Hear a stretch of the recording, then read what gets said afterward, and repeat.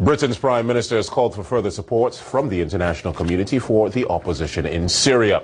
It follows separate telephone conversations with the US and French presidents. Mr. Obama and Mr. Cameron warned the Syrian government that any use of chemical weapons would force them to review their approach to the conflict. Now, the Syrian President Bashar al-Assad is pushing hard to keep his grip on the capital as rebels challenge him for control of Damascus. Government troops backed by helicopter gunships launched an assault on the south of the capital on Wednesday. Activists say soldiers raided neighborhoods, killing and arresting people.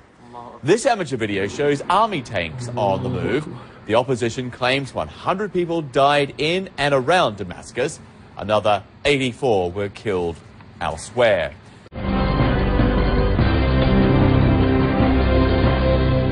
A Turkish TV cameraman says government and opposition forces have each found footholds in different parts of Aleppo. He says residents have to be on the lookout for snipers from both sides. You could come under attack at any moment. It's like playing Russian roulette. The renewed offensive follows the end on Sunday of the UN monitoring mission. Opposition fighters say government forces are preparing to mount a major attack on Aleppo. The rebels have recruited local men to help them in their fight.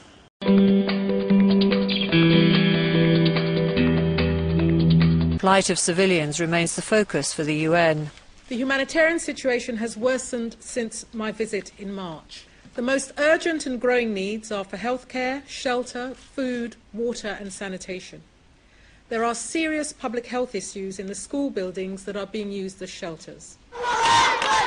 In such a school, those taking refuge blame the president for their plight. More than 500 families have fled the fighting in nearby Aleppo, and no one knows when they'll be able to return home.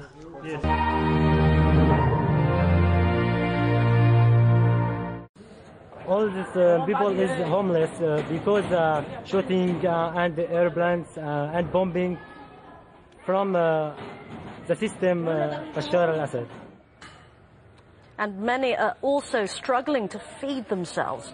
Some hard-hit towns like Azaz in Aleppo province are now facing food shortages.